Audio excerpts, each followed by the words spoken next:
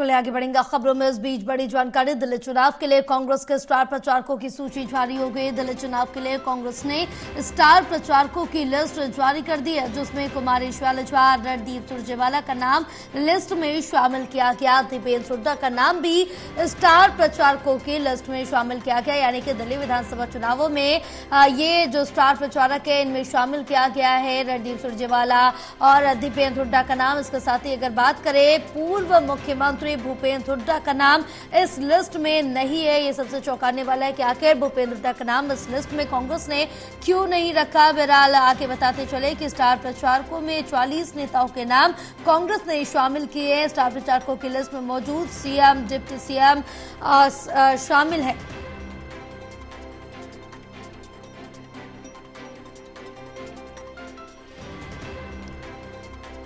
हमारे साथ associate editor Pradeep Kumar जुड़े हुए और ज्यादा जानकारी लेंगे।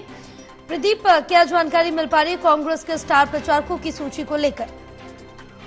देखिए, दिल्ली विधानसभा चुनाव के लिए कांग्रेस ने स्टार प्रचारकों की लिस्ट जो जारी की है उसमें कई बड़े दिग्गज नेता, अनुभवी नेता, इसके अलावा युवा नेताओं को शामिल किया गया है। खास बात यह है कि इसमें हरियाणा से नामी नेता प्रचार लिस्ट में शामिल हैं।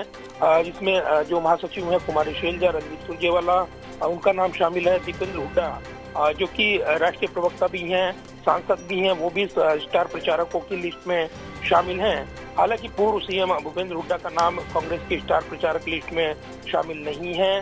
कांग्रेस ने जो स्टार प्रचारकों की लिस्ट जारी की है 40 नेताओं की, उसमें जो मौजूदा सीएम, डिप्टी सीएम शामिल हैं, राज्यसभा लोकसभा सांसद, पूर्व सीएम के नाम भी इसमें शामिल हैं। साथ ही लिस्ट में राष्ट्रीय प्रवक्ताओं को भी जगह दी है।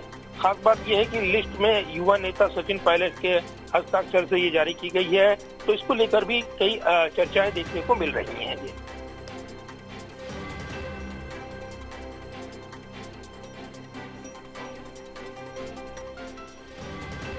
बिल्कुल प्रदीप, क्योंकि जिस तरह से देखिए कि अब कांग्रेस की तरफ से पुरजोर जो तैयारियां हैं, जो कोशिश है दिल्ली में, वो साफ तौर से देखने को मिल रही हैं। और अब जिस तरह से अपनी सूची जारी की गई है कांग्रेस की तरफ से, कहीं ना कहीं जो सत्ता से 2 बार दशकों से दूर है, 2 दशकों से कांग्रेस, उसकी भरपाई करने की अब कांग्रेस की जो पुरजोर कोशिश है वो साफ तौर से जमीनी स्तर पर देखने को मिल रही है। और इस बार कहा जा रहा है कि जो शून्य पर कांग्रेस सिमट रही थी, कहीं ना कहीं अब जो आंकड़े हैं वो कांग्रेस के खाते में आ सकते हैं।